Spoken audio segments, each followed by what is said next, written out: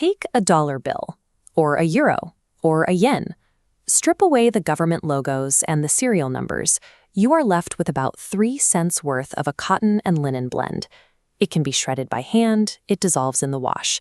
Yet you can trade this flimsy, degradable rectangle for thousands of calories of food, months of human labor, or a physical piece of land. We willingly hand over tangible reality for a piece of processed lint. There is no physical law making that exchange equal. The only thing giving that paper its buying power is a psychological mechanism. It's a fragile collective agreement that the next person you meet will accept it just as readily as you did. To see how this mass illusion works, we have to look at the exact moment it was invented and the chaotic moment it first shattered. That takes us to the cobbled streets of Stockholm in the year 1661. The global economy is a psychological construct. Its stability depends on the endurance of mass belief.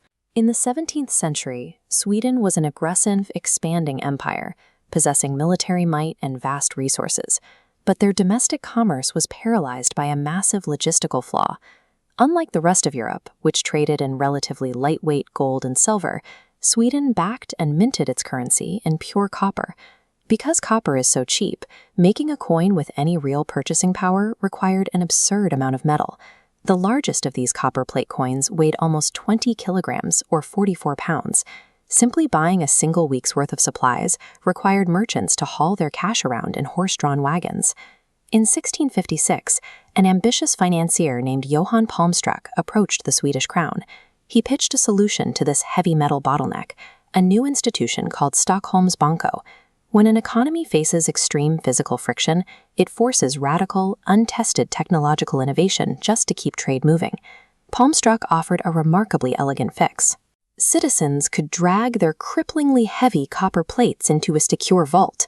In exchange, the bank handed them a lightweight paper IOU, a creditative sedel, or credit note. This is a surviving credit note from 1663. Since people were terrified of trading real metal for thin paper, Palmstruch artificially manufactured public trust. To prove it was officially verified, he covered it in elaborate wax seals and 8 individual handwritten signatures. The innovation triggered an immediate economic boom. Citizens realized they could skip the carts and horses altogether, directly trading the paper notes with each other. Almost overnight, the paper itself became the default currency of the realm.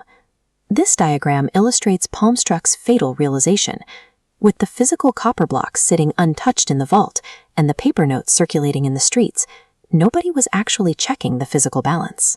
Palmstruch secretly printed extra, unbacked paper IOUs and issued them as highly profitable, long-term loans.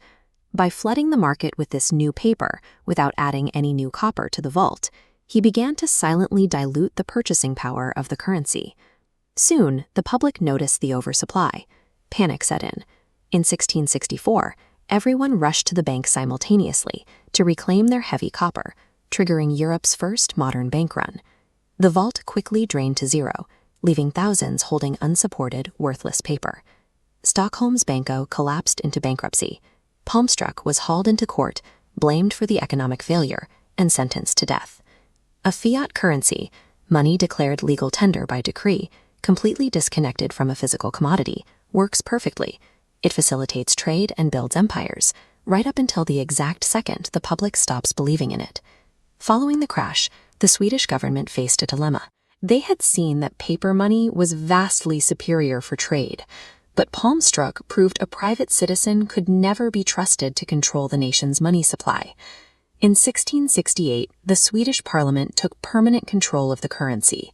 They established Riksens Ständers Bank, known today as Sveriges Riksbank, the world's first central bank.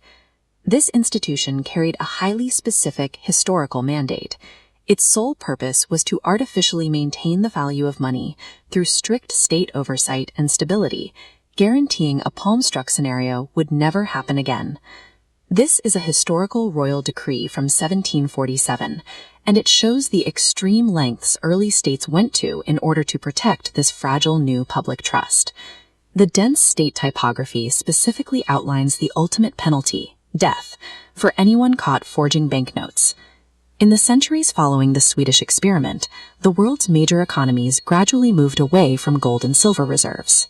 We have returned to Palmstruch's core invention, a global system of paper and digital promises that circulate without any underlying physical commodity. Money is a functional, fabricated illusion. This shared belief remains stable only because of the powerful central institutions designed to protect it.